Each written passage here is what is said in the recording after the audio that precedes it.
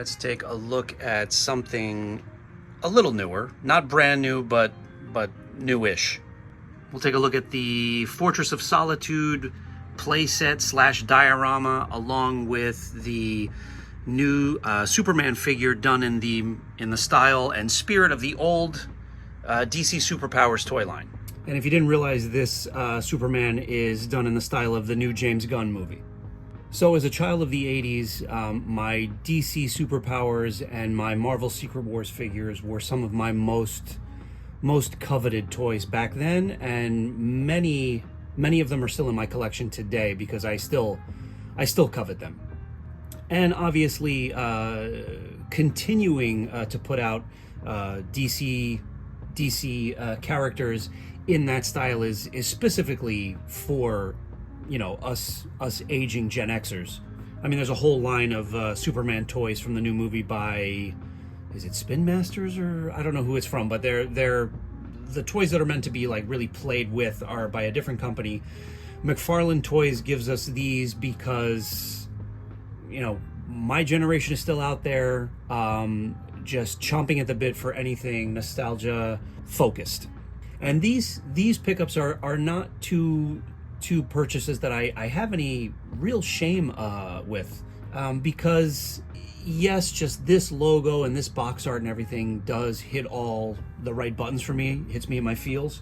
It is, I think, a warranted update or extension of the original toy line. I know DC Superpowers, I think it was, yeah, they had the Hall of Justice or whatever play set from back in the day, which I don't have in my collection today, but probably will get at some point. But the Fortress of Solitude is not something I don't think anybody has put out to accompany Superman action figures. There was, I think one other company tried to put out something like this very recently, but I feel like it's even chintzier than this. But anyway, the Fortress of Solitude is absolutely a setting that deserves an iteration in toy form. So I'm really happy this exists now, despite what I think is some cheap aspects to it inside. But we'll take a look. And I like the new movie. I do like the new Superman movie. I thought it was pretty good when I saw it in the theater. Since it's become available on streaming, I've watched it a few more times. My daughter loves it, and I'm actually liking it more and more with repeat viewing. So I'm glad to have this rendition of Superman in toy form. Anyway, that's enough of my usual initial rambling. I do like that this line is also putting out some vehicles for that go with the new Superman movie. Mr. Terrific's, I don't even know what you call it, T-Sphere pod, T-pod, I don't know. And the Fortress of Solitude, as I said, it is a little bit of a diorama, but there's probably a lot more display value to this than play value, which is another reason why I picked it up. But yeah, let's open these up and see what they're all about. I can already tell you, I think I only have one major issue with this figure, but anyway. And I am actually very strangely satisfied with this. So let's talk about it. So let me just say right off the bat that this is as sort of like simple and cheap and chintzy as one might fear, but that really isn't a bad thing. The Fortress of Solitude is basically a few pieces of plastic with three like glossy finished pieces of cardboard, like 3 cardboard inserts. They do not attach to each other.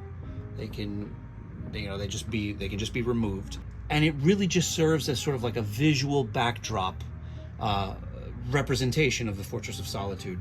There are some nice components to it. For example, I'm a sucker for transparent plastics, so you have 2 pieces of clear plastic that just clip on. They just peg on to these inserts.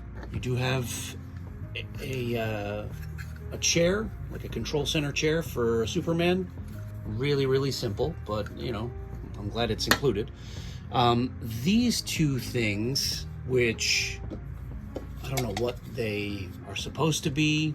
These can serve as just sort of like pillars to just add a little bit more like texture and depth to what you're looking at.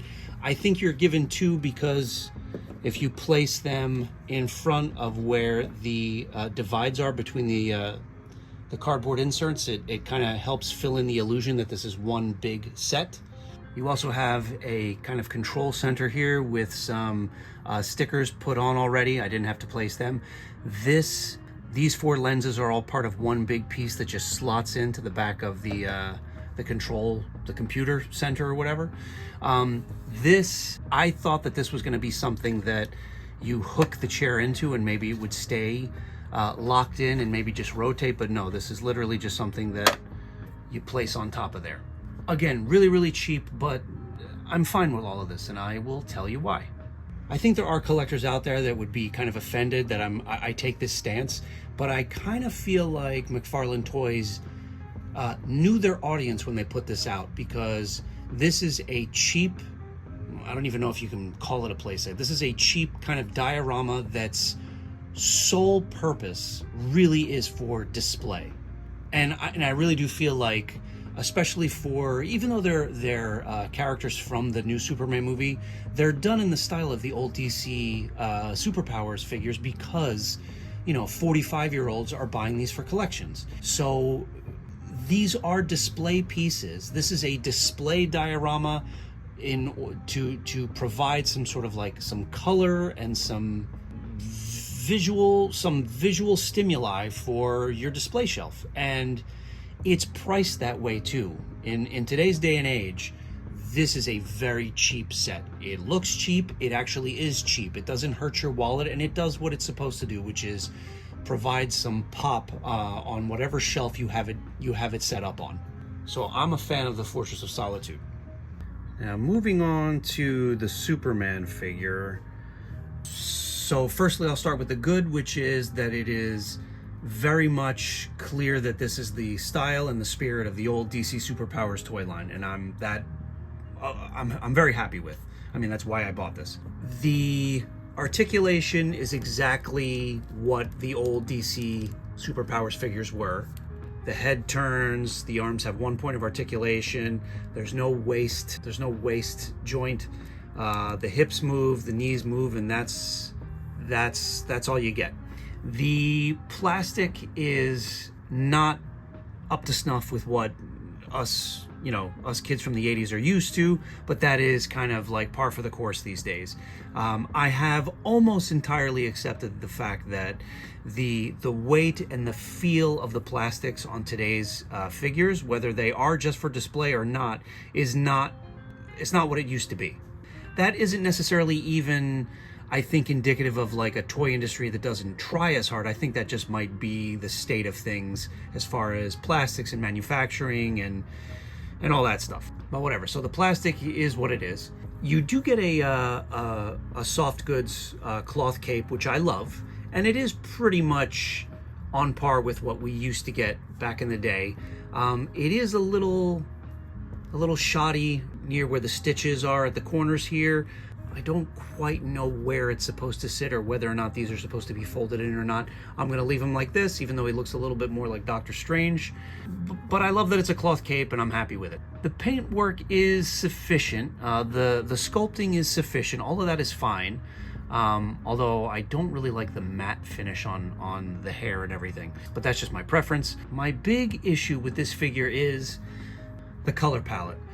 One of the most refreshing and fun and exciting things about when I started to see the previews and the screenshots from the new Superman movie was that there was a light, fun, bright kind of look to the film, and that is the way I wanted Superman to look.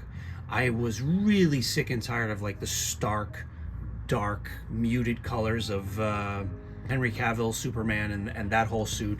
I wanted something that looked a little bit campy and reminded me of like actual comic books.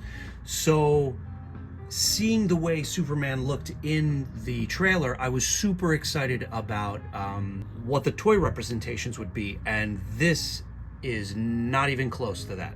For comparison, here is my original DC Superpowers Superman. This isn't even as bright as the Superman costume in the new James Gunn film. This is closer, but this isn't even quite that. And I'm actually, from what I'm seeing from even the other, I think I said it was from Spin Masters. I'm not 100% sure that's the toy line, but just in general, figures representing the Superman from this new movie, none of them are getting the colors right, and that's annoying. I really was excited that this was going to be super bright and really, really just glow on a shelf from afar. This coloring is almost a deal breaker. Actually, I think it probably is a deal breaker for me. I have a feeling that this is going to be the backdrop for this Superman figure, and he's going to go in a drawer somewhere. All in all, I do think what Macfarlane Toys is doing is worth the price, because again, none of it is really breaking the bank compared to what other toy companies are doing right now. So that makes it worth it, I think, to check him out, and definitely the Fortress of Solitude. And that is just a quick look at the newish Superman figure from Macfarlane Toys for the James Gunn movie, as well as the Fortress of Solitude playset.